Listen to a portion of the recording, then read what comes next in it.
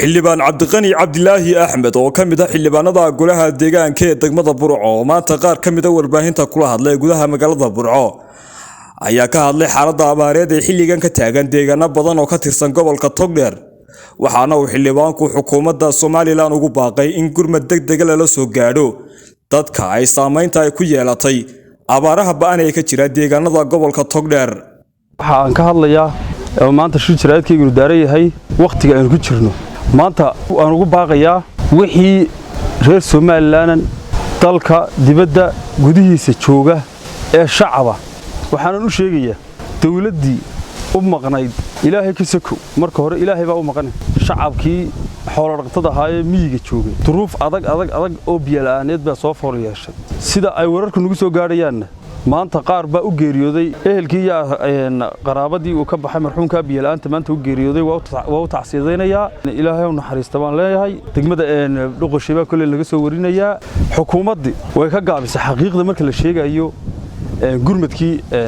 abaaraha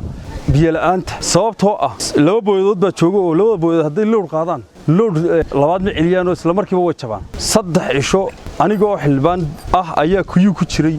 oo doonayay in degmooyinka degmadu maamusho ah aan gaarsiiyo biyaha nasiib darro waxay biyihii markay qaaday gaarigii uu jabay baa lagu yiri waana la soo sameeyay way sugeynaa muddo 5 cisho baan dib u sugayo dambe xaaladda ay dadku ku sugan yihiin waa dadka asxaabta la leeyahay waa la idin furtay waa dadka annagana doortay madaxweynaha doortay asxaabta doortay dadka hadii aan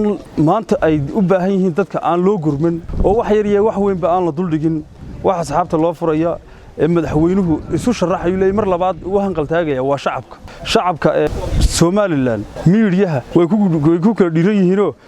sanadkii ka horeeyay degmooyinka ama gobolada galbeedka markii abaartu ku dhacday hay'adaha dawladda shacabka cid walba u gurmatay oo iyaga TV-yada soo taagayo laha beeri baa naga xumaaday oo naga abaaroobay oo xooli baa naga baxay oo iyaga codkooda wax ku gudbisanayay laakiin dadka gobolada bariga dega ma yaqaanaan miiriya ku tuugsiga ma yaqaanaan miiriya ka bariga dawladaha iyo hay'adaha ilaahay weyn waaxidka oo maqad bay sugaano waqtigu markuu qabtana way ku samraan ayadoo taas tahay oo waqtigu maanta uu hayo oo ay tahay inay ku samraan oo samirka ilaahay uu u badiyay in maanta hadana baad iyo biyo iyo ariya dumba la duliga ahay oo aan xukuumadda ka aragno xukuumaddii waxaan aaminsanahay marka alla la xiriiro midii ama wasiir ha noqdo agaasimayaal ama ha noqdaan wixii dawladda ka mas'uulka ah ee ku jiray meelaha hoose laga gaadhayay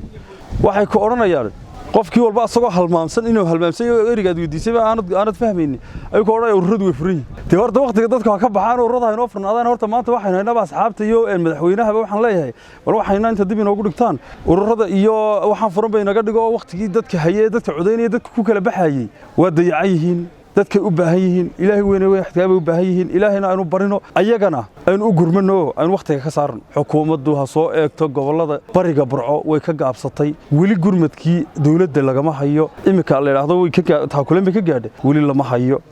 Cabdiraxmaan Cabdilaahi Xasan Universal TV Burco